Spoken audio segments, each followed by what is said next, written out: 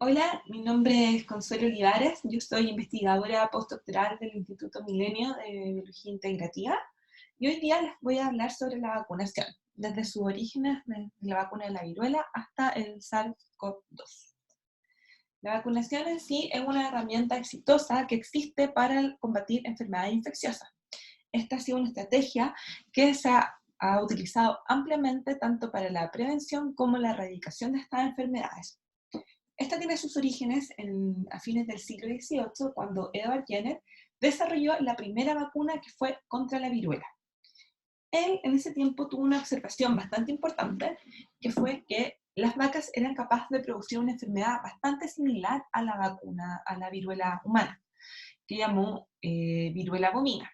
Y él notó que las mujeres que le sacaban leche a las vacas presentaban unas pústulas en sus manos que eran similares a las pústulas de la viruela, pero sin embargo ellos no presentaban una enfermedad mayor, con comprometimiento completo del cuerpo, pústulas en la cara, en otras partes, y con un desarrollo mucho mayor. Ellas simplemente presentaban estas pequeñas pústulas en sus manos. Y él pensó que estas pústulas podrían ser por la enfermedad de la viruela bovina. Entonces a él se le ocurrió que quizás estas mujeres, al estar en más contacto con las vacas, desarrollaban algún tipo de protección al estar en contacto con esta viruela de vaca, entonces se protegían contra la viruela humana. Y para probar este tratamiento, él tomó de pústulas de mujeres que tenían esta viruela bovina, en teoría, en sus manos, y se le inyectó a un niño. Pasaron un par de meses y tomó pus de pústulas, pero ahora de personas infectadas con la viruela humana, y se le inyectó nuevamente al niño y observó si él desarrollaba o no la enfermedad. Y afortunadamente, para el niño y para todos, él no desarrolló esta enfermedad. Esta fue la primera ensayo de vacunación que se realizó ya en 1976, donde, y es súper importante tener en cuenta, en ese tiempo todavía no se sabía que los microorganismos eran aquellos que causaban enfermedades. Se sabía que había algo que causaba la enfermedad, pero en sí no se había identificado todavía que eran los patógenos los que causaban la enfermedad. Entonces, este descubrimiento de Jenner fue bastante revolucionario en ese tiempo. Ya casi 100 años después ya se conoció que eran los microorganismos, tanto virus, bacterias, microorganismos en sí, lo que eran capaces de generar enfermedades, y comenzó con Luis Pasteur el desarrollo en sí de la vacunación, con un poquito más de conocimiento del tema. Este año, Luis Pasteur, en 1988, Luis Pasteur generó la primera vacuna contra la rabia. Él había estado trabajando harto tiempo con conejos, tratando de generar un patógeno atenuado, le llamo, de forma de que hizo varias pasadas de este patógeno en el conejo, y después probaba si otros conejos se podían o no infectar, hasta que él encontró que después de pasar tanto este patógeno en el conejo, los conejos no se infectaban. Entonces, un día él recibió un niño que había sido mordido por un perro que tenía rabia, y él decidió probar esta vacuna, inyectándole dosis de suero del conejo que había sido infectado con la versión, entre comillas, atenuada de la rabia. Y le inyectó al niño por 13 días distintas cantidades de esta versión atenuada, y afortunadamente el niño no desarrolló la enfermedad. Ya posteriormente, el año 81, él siguió trabajando ahora con Anthrax, pero trabajó con, acá en este caso, bovinos, también tratando de generar versiones atenuadas de la bacteria que genera el Anthrax, y se las fue inyectando a distintos bovinos para probar si es que acaso, cuando generaba estas versiones atenuadas, se producía o no la enfermedad. Desde ahí hasta ahora han pasado muchos años, y el desarrollo de las vacunas ha ido creciendo con el tiempo, teniéndose ya vacunas para sarampión, papera, rubiola, polio, toferina, etc. Y de esta forma, y con el desarrollo de las vacunas, se han podido de forma exitosa erradicar, por ejemplo, la viruela en el año 80, y también la polio en parte de Europa el 2002, y en parte de África el 2020. ¿Ya? Se han desarrollado distintas estrategias en sí de vacunación que vienen de la mano con el agente que se quiera combatir, Y hay distintos tipos de vacunas que se pueden utilizar. Por ejemplo, existe la atenuación de organismos vivos, que fue lo que ahora sabemos nosotros que ocupó genes contra la viruela. También está la preparación de suspensiones de organismos muertos, purificación de proteínas o oligosacáridos de patógenos, expresión heteróloga de antígenos, y más recientemente las vacunas de ácidos nucleicos, tanto de ADN o ARN. Entonces, ¿cómo funcionan estas vacunas? ¿Qué son en sí? Las vacunas de virus atenuado se refiere a que los agentes inmunizantes se puedan replicar dentro del organismo sin causar la enfermedad. Es decir, es un patógeno que puede infectar a las personas, pero no genera la enfermedad. ¿Y por qué sucede esto? ¿O cómo se hace esto? En el primer caso pueden ser patógenos del tipo animales, como el que se ocupa para la viruela, en el cual este patógeno es capaz de causar una enfermedad en un animal y genera esta enfermedad infecciosa de forma exitosa en el animal, pero al momento de tomar el patógeno y inyectarlo en el humano no es capaz de generar esta enfermedad. Sin embargo, como tienen bastante similitud en forma de estructura, nosotros podemos reconocer esta vacuna y generar una inmunidad contra el patógeno, ¿ya? También se puede hacer una atenuación de este patógeno mediante pastas sucesivas en cultivos celulares, que fue un poco lo que se hizo para la vacuna de la rabia, en este caso fueron animales, pero y esto se ha hecho para la vacuna de sarampión, la rubiola y la varicela. Entonces, de esta forma lo que se hace es crecer y crecer los agentes patógenos en distintos cultivos celulares, hacer bastantes pasadas y ver si es que posteriormente de meses se puede recuperar un patógeno el cual es capaz de crecer, capaz de infectar, pero no genera la enfermedad. También se puede generar atenuación por métodos químicos, como el uso de agentes mutagénicos, por ejemplo la fiebre tifoidea. Y también se han hecho vacunas por recombinación, en el cual se cocultivan dos virus que pueden tener genomas distintos. De esta forma, naturalmente, lo que sucede cuando uno pone dos virus juntos es que hay intercambio de material genético y se puede generar un virus recombinado que tenga una parte del virus que sea capaz de ser reconocida y generar respuesta inmune, pero que no sea capaz de generar la enfermedad en sí. También existen las vacunas inactivadas, y estas contienen los microorganismos enteros o toxinas inactivadas, tanto por métodos físicos o químicos. Es decir, yo estoy acá agregando en esta parte un microorganismo muerto o la toxina muerta, inactiva, ¿ya? Y las dos formas más sencillas o más comunes de hacerla es la inactivación tanto por métodos físicos, calor, o químicos, formol de las bacterias o virus. Y ejemplos de vacunas son la vacuna contra el cólera y la vacuna contra la polio de Salk, ¿ya? Y también ahí está la inactivación por calor y formaldehído de estos antígenos que son capaces de ser secretados por el organismo, como las toxinas. Y ejemplos de estos son las vacunas contra el tétano y contra la difteria. Ya más adelante, con el paso del tiempo, cuando se fue teniendo mayor información sobre los distintos microorganismos que generan las enfermedades, se empezaron a desarrollar vacunas de subunidades. Estas vacunas contienen un preparado en sí, o una parte de subunidades antigénicas, es decir, de compuestos que son capaces de generar una respuesta en el organismo, y que su naturaleza puede ser muy distinta. Pueden ser lipopolisacáridos, extractos ribostómicos, proteínas purificadas, sintetizadas, etc. O sea, ¿cuál es la idea acá? Presentarle una parte del patógeno al sistema inmune, y que el sistema inmune con esa parte sea capaz de reconocerlo, generar una respuesta inmune y defenderse. Entonces, esto puede ser tanto de toxinas que generen, ¿ya? O parte de la proteína del antígeno de superficie, o sea, proteínas o cosas que se encuentran en la parte externa de tanto del virus o de la bacteria que pueden ser reconocidas por el sistema inmune, ¿ya?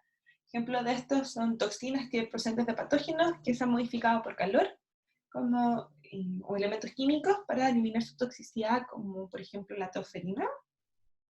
Proteínas virales que también se han purificado de la superficie a un virus a partir de un plasma de paciente, esto se ha hecho por ejemplo con la vacuna de la hepatitis B.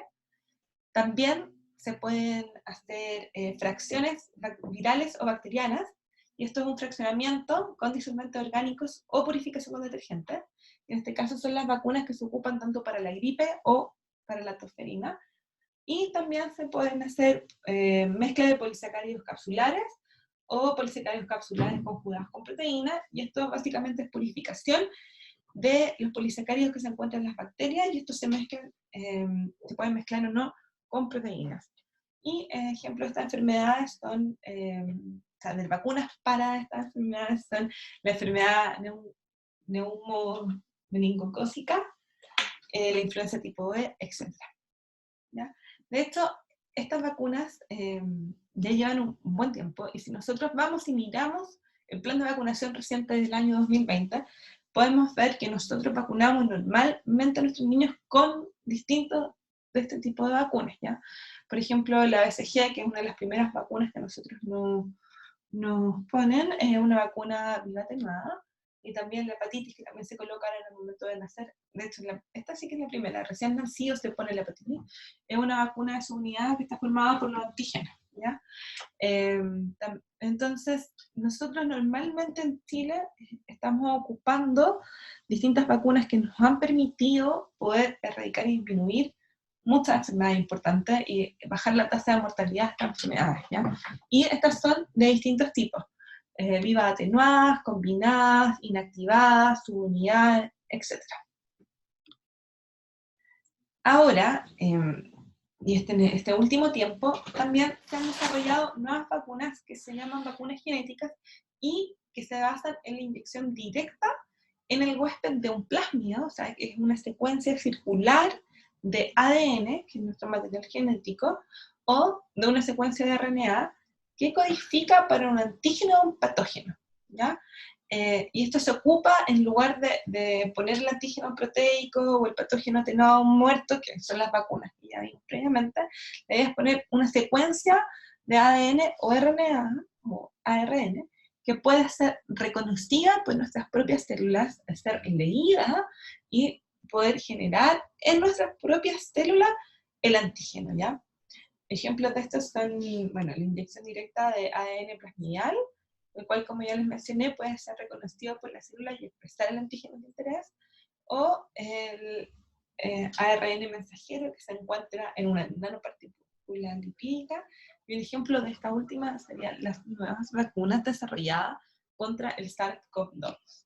Estas vacunas genéticas son como las vacunas de tercera generación, la última generación, y están siendo recientemente desarrolladas, y muchas se encuentran en ensayos clínicos, ¿ya?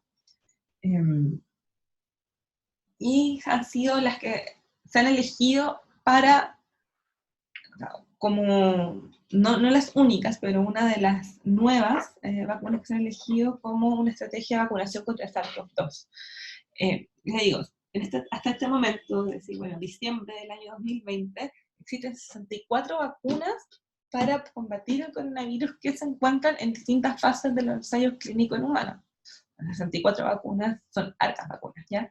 Y estas se pueden basar, como dije anteriormente, en material genético ADN o ARN, como la de Pfizer, BioNTech o Moderna, que hemos escuchado hablar bastante este último tiempo.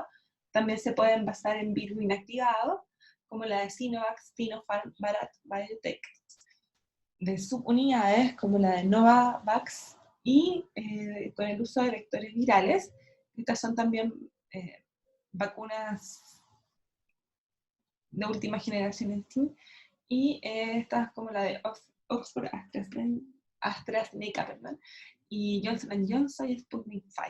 Entonces existen distintas vacunas que se están desarrollando para combatir el coronavirus, ¿ya? Yo les voy a contar un poquito sobre las vacunas que están llegando a Chile, que van a llegar a Chile, y cómo estarían funcionando.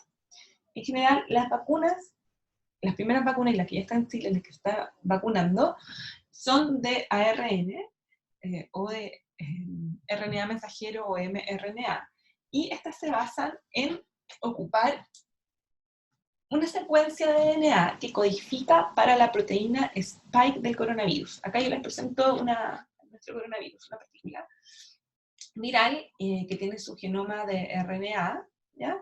Y dentro de este genoma de RNA o ARN se encuentra una secuencia que codifica para una proteína llamada Spike with PIGA, que es la que al final genera esta espiga en la pared del coronavirus, ¿ya?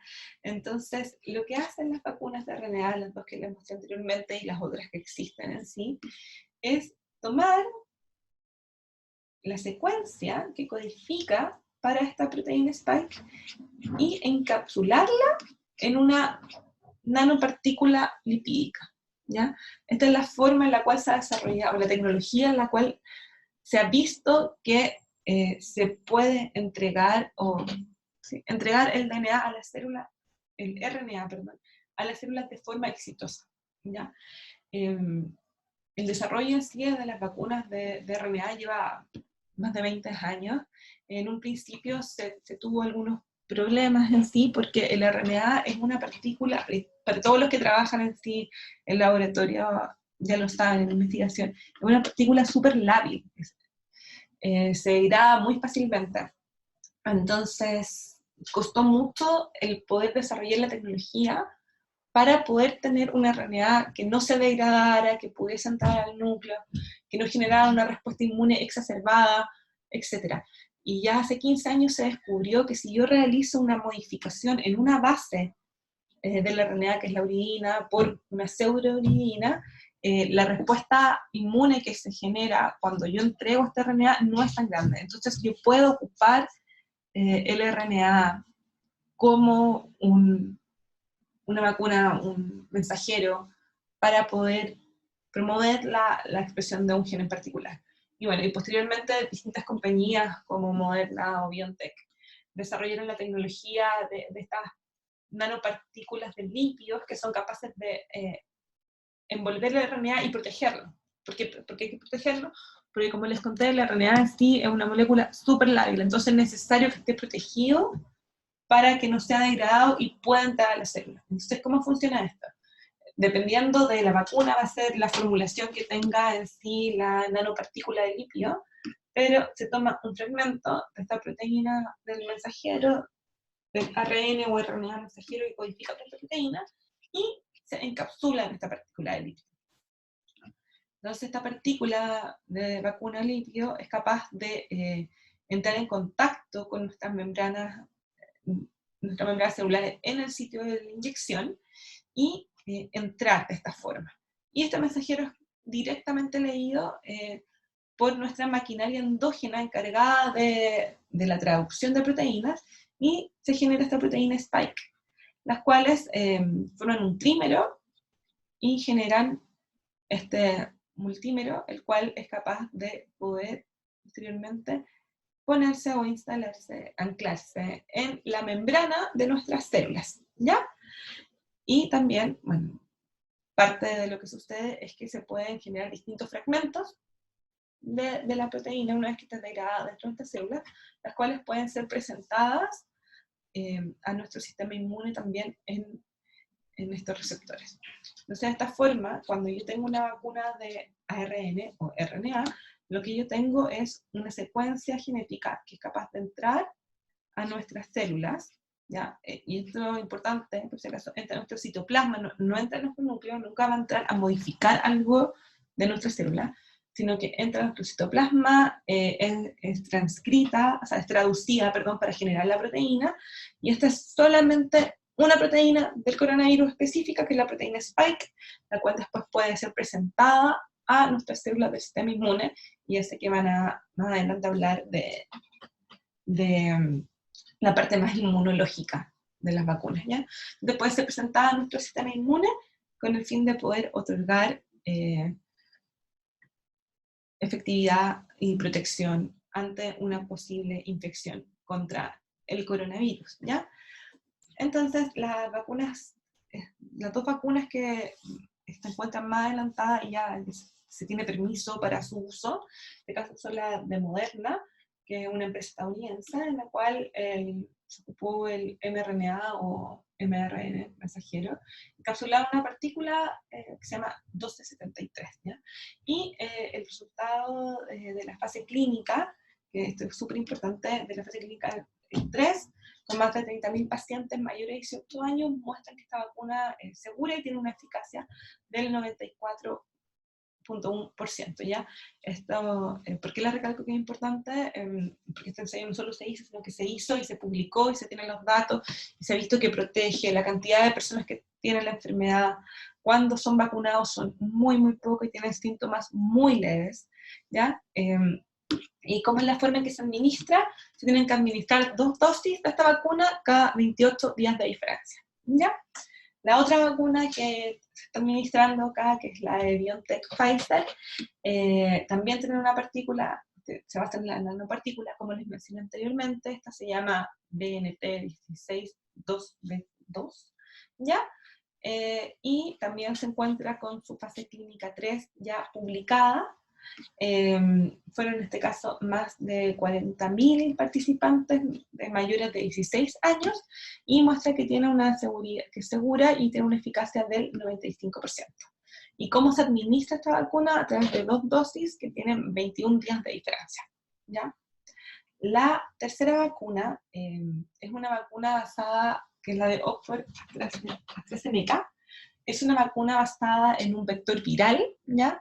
Que es un adenovirus. Entonces, ¿cómo funciona esto? Nosotros tenemos, ¿no es cierto?, el coronavirus con su genoma, es un fragmento que codifica para la proteína Spike, y se tomó este fragmento que codifica para la proteína Spike, que es de ARN, se retrotranscribió, o sea, se generó una molécula de DNA, y esta molécula de DNA se insertó dentro del DNA de un adenovirus, ¿ya? Y el adenovirus que en este caso ellos ocuparon fue un adenovirus de chimpancé, ¿ya? Que tiene bastante, que se encuentra inactivado, no se puede replicar dentro de nosotros. Entonces, básicamente esto es como casi un vector vacío, que lo que va a hacer tomar esta molécula de DNA y entregarla a la célula. Entonces, ¿cómo funciona? Este adenovirus es capaz de, con estos distintos receptores, es capaz de adosarse a la membrana celular, es capaz de ser internalizado a través de internalizado en una burbuja, ¿ya? Y posteriormente es capaz de inyectar el material genético, en este caso sí, en el núcleo de las células, ¿ya? Y este DNA, o ADN, que es un material genético degradable, es capaz de ser transcrito a mRNA y posteriormente traducido, ¿ya? Acá son importantes varias cosas. Este adenovirus ha sido modificado para que no se pueda insertar en el genoma, ¿ya? Es simplemente una partícula que va a entrar a nuestro núcleo para ser transcrita a un ARN o RNA mensajero, pero por ningún motivo se puede insertar en el genoma, no va a producir ninguna modificación genética, ¿ya? Entonces, posteriormente, ahora que nosotros tenemos nuestro mRNA, esto va a suceder igual que en las vacunas que les mencioné anteriormente, se va a traducir, se genera la proteína, y la proteína puede ser posteriormente presentada a nuestro sistema inmune para que genere anticuerpos y pueda reconocer al coronavirus, ¿ya? Entonces esta es una versión modificada de un adenovirus de chimpancé que se llama ChAdOx1 y que entra en las células pero no puede replicar, ¿ya? Entonces esto entra solamente una vez y se genera la proteína y la proteína puede ser reconocida por nuestro sistema inmune. ¿Cómo se administra esta? Se administran 2 dosis con 28 días de diferencia y esta, al igual que las 2 vacunas de ARN que les presenté anteriormente, que su resultado de ensayo clínico en fase 3 que ya está publicado y se muestra que es seguro, se hizo con un poco más de 23.000 personas y tiene una eficacia de un 90%. ¿Ya? Finalmente, la última vacuna que les voy a contar es la de Sinovac, ¿ya? Que esta vacuna también llegaría a Chile, y que se están haciendo ensayos clínicos acá. Esta es una vacuna de virus inactivado, ¿ya? En el cual tenemos el coronavirus que se inactivó ocupando beta-propiolactona, ¿ya? Entonces es básicamente un virus que ahora está muerto, ¿ya? Y este virus es reconocido por células presentadoras de antígeno, este virus inactivado, y es como internalizado por estas células, las cuales toman el virus y lo degradan, generando distintos fragmentos o pedazos de este virus. Y acá no es solamente la proteína spike, ¿ya? Estamos hablando que son distintas partes del virus completo, ¿ya? En general, las vacunas de virus activados se han visto que generan una inmunidad mayor y a largo plazo, porque no es solamente una parte del virus la que se reconoce, sino que es el virus completo, ¿ya? Entonces, las células preparadas de antígenos son capaces de internalizar este virus, degradarlo, digerir las proteínas del virus y posteriormente presentar estos antígenos a los linfocitos T, ¿ya? Entonces, el único todavía pero de esta vacuna es que no se han terminado todas las fases clínicas 3 y todavía no se encuentran publicados sus resultados. Sin embargo, el día de ayer se comentó, y salió en un diario, todavía no está en la publicación oficial, pero ya salió en un diario que esto tendría, mediante una administración de 2 dosis, que también tienen 28 días de diferencia, en el ensayo con más de 13.000 participantes mayores de 18, muestra que esta vacuna es segura y que tiene una eficacia del 78% para los casos leves de coronavirus y de un 100% de casos graves, ¿ya? Lo cual también es muy bueno. Y todavía entonces tenemos que esperar a ver que terminen bien todos los ensayos clínicos de fase 3 de esta vacuna para tener los datos finales. Entonces, en resumen, hasta ahora, la vacunación es una estrategia segura que se utiliza para la prevención de enfermedades infecciosas, ¿ya? Existen distintos tipos de vacunación que va a depender del patógeno que se quiere buscar generar protección, ¿ya? Y hoy en día hay 3 vacunas que se encuentran desarrolladas contra el SARS-CoV-2 que cuentan con estos ensayos de fase clínica 3 que están publicados, que muestran que son seguras y que presentan una alta efectividad.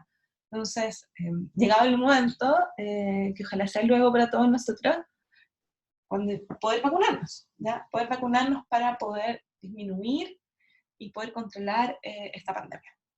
Bueno, muchas gracias por su atención, y si tienen alguna pregunta, déjenla por el chat para que yo se las pueda responder después.